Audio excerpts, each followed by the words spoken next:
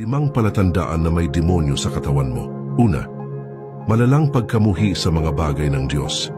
Ang isang malinaw na palatandaan na may impluwensya ng demonyo ay kapag ang isang tao ay nakararamdam ng matinding pagkasuklam sa lahat ng may kinalaman sa Diyos. Hindi lamang ito simpleng katamaran sa pagdarasal o kawalan ng interes, kundi isang malalim na galit at pagtanggi kapag naririnig ang pangalan ni Jesus, nababasa ang salita ng Diyos, o naririnig ang mga awitin ng papuri, sa halip na makadama ng kapayapaan at saya. Para bang may bumabagabag at nagagalit sa kanyang espiritu. Ito'y tanda na may espiritong umaayaw sa ilaw ng katotohanan, sapagkat ang kasamaan ay laging tumatakas sa presensya ng Diyos, 1:3 verse 20. Sapagkat ang lahat ng gumagawa ng masama ay nasusuklam sa ilaw at ayaw lumapit dito, upang hindi mahayag ang kanilang mga gawa. Pangalawa, pisikal na reaksyon kapag may banal na bagay. Isa ring senyalis ay ang pagkakaroon ng kakaibang pisikal na reaksyon kapag nakakaharap ng mga bagay na banal. May mga taong biglang nagwawala, nanginginig, nahihilo, o hindi mapakali kapag nadadala sa simbahan o naririnig ang salita ng Diyos.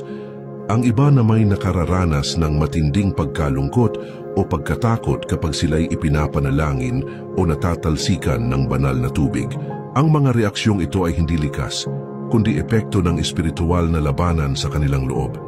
Sapagkat ang presensya ng Diyos ay hindi kayang tiisin ng masasamang espiritu, at sila mismo ang nagpapakita ng kanilang pagkabalisa sa pamamagitan ng pisikal na anyo ng tao, Marcos 9 verse 18. Kapag dinadakip siya ng masamang espiritu, bigla na lamang siyang ibinubuwal nito at bumubula ang kanyang bibig, nagngangalit ang mga ngipin at naninigas ang kanyang katawan. Pangatlo, matinding pagbabago ng ugali at personalidad.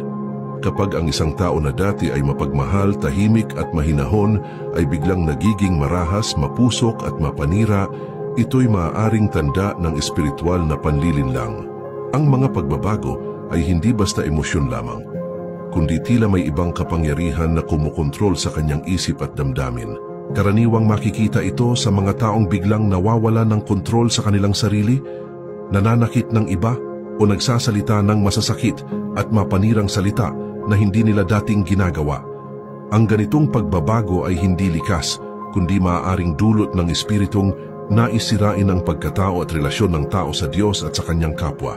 Lucas 8 verse 29, sapagkat madalas siyang sinasakmal ng masamang espiritu, at siya'y binabantayan at itinatali ng mga tanikala at gapos, ngunit nilalagot niya ang mga ito at itinataboy siya ng demonyo sa ilang. Pang-apat, pagkakaroon ng mga boses o kakaibang paningin. Isa sa mga malubhang palatandaan ay kapag ang isang tao ay nagsisimulang makarinig ng mga boses na hindi nakikita at tumatanggap ng mga utos na manira, manakit o pumatay. Mayroon ding nakakakita ng mga kakaibang nilalang o nakararanas ng malulupit na panaginip at pangitain. Ang ganitong karanasan ay malinaw na panlilinlang ng kaaway na nais pasukuin ang tao sa pamamagitan ng takot at kalituhan. Hindi ito dapat ipagsawalang bahala, sapagkat ang demonyo ay tunay na gumagawa ng paraan upang ang isang tao ay mawalan ng pag-asa at sa kalaunan ay magtulak na saktan ng sarili o talikuran ng Diyos. Juan 10 verse 10, ang magnanakaw ay dumarating lamang upang magnakaw, pumatay at manira. Dumating ako upang sila'y magkaroon ng buhay at magkaroon nito ng sagana. Panglima, hindi maipaliwanag na pisikal o emosyonal na paghihirap. May mga pagkakataon na ang tao ay nakararanas ng paulit-ulit na pagkakasakit, matinding panghihina o biglaang depression at puot na hindi maipaliwanag kahit ng mga doktor o eksperto. Ang mga ito'y maaring senyalis ng espiritual na puwersa na umaalipin sa kanyang katawan at damdamin.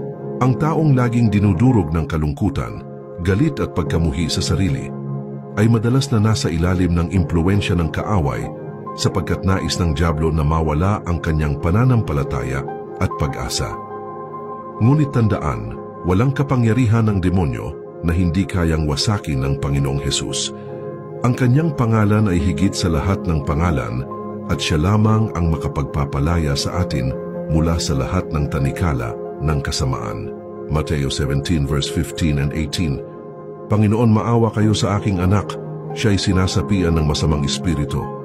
At sinaway ni Jesus ang demonyo at lumabas ito sa bata at siya'y gumaling mula noon. Kapatid, lahat ng ito ay paalala na ang ating pakikibaka ay hindi lamang laban sa laman at dugo, kundi laban sa mga kapangyarihan ng kadiliman. Kaya't maging mapagmatyag at palaging kumapit sa Panginoon sapagkat sa kanyang presensya walang puwang ang demonyo.